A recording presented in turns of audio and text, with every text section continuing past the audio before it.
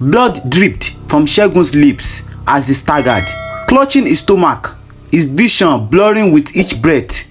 The pain tore through him like fire, his body convulsing as he collapsed to the floor. Desperately, he looked around, hoping someone would help, but his friends were on the ground too, writhing in agony, gasping for air. The taste of betrayal, as bitter as the blood in his mouth, filled his mind. Somewhere, he knew this was no accident, this was punishment. As his breath grew shallow, a haunting memory of Shewa's last smile flickered in his fading vision, and then only darkness remained. Shewa and Segun had been together for 7 years, admired by their friends and families as inseparable young lovers. Segun, 22, and in his final year of university, met Shewa, 20 years and a first-year student, at a university party. That night, Segun was captivated by her youthful beauty, confidence and charm, and from that moment, their bond grew deep and sincere. Their love blossomed quickly, with Shewa often bringing homemade meals for Segun and his 4 friends at his hostel. Segun's friends admired her generosity and warmth, and they saw her as part of their close circle. Both Shewa and Segun dreamed of a future together, confident in each other's devotion. But as their love grew, so did a series of decisions that would alter the course of their lives forever. One day, Shewa went to visit Segun after an unsettling trip to the hospital. Her normally bright face was clouded with worry. Segun noticed a change immediately and asked what was wrong. With trembling words, Shewa explained her symptoms of nausea, fatigue and dizziness, thinking at first it was malaria. But the doctor's test revealed something she hadn't expected. She was pregnant. Segun was taken aback. Though he cared deeply for Shewa, he wasn't prepared to become a father.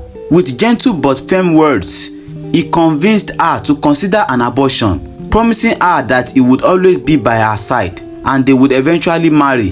Shewa, swayed by his assurances and her own fear of the future, reluctantly agreed. Segun brought an abortion drug, and Shewa, with tears in her eyes, swallowed it. Soon, she felt a sharp searing pain and a heavy flow of blood.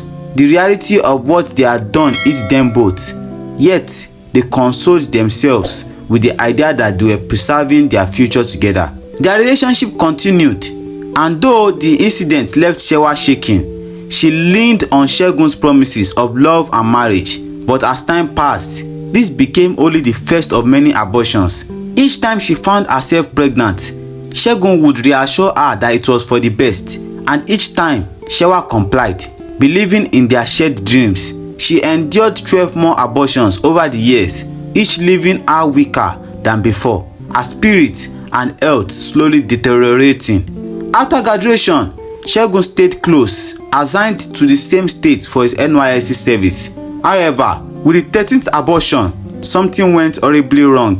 Shewa fainted from the blood loss and was rushed to the hospital.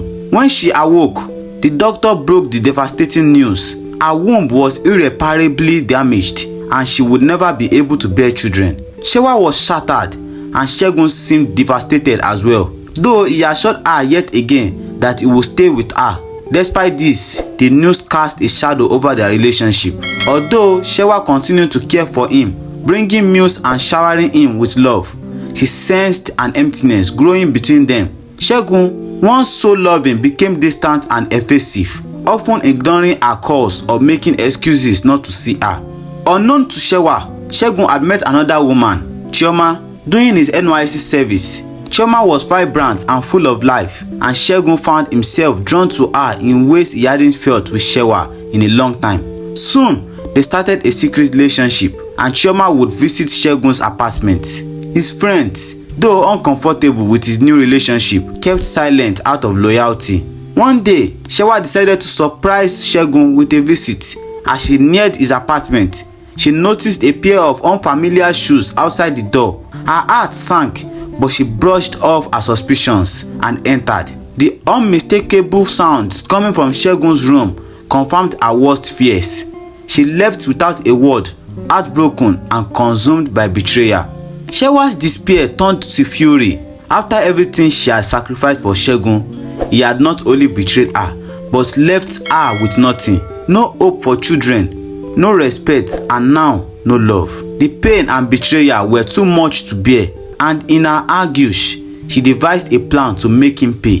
One evening, she prepared a meal for Segun, lacing it with poison. She delivered it to his apartment, and though Segun wasn't there, she left the food with his friends, knowing he would eat it when he returned. Later that evening, Segun and Chioma, along with his friends, ate the meal without suspecting anything amiss. Soon, they began experiencing severe stomach pains and vomiting blood. Unable to get help in time, all 6 of them died, leaving the community in shock. News of the death spread, and an investigation began.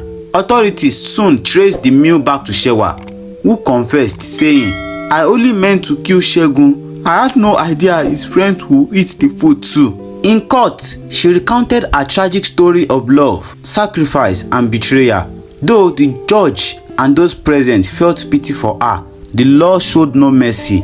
She was sentenced to life imprisonment, left to ponder the choices that had led her down such a dark path. So guys, this is where I'm going to be ending this video. Don't forget to like, share, and subscribe. Thank you.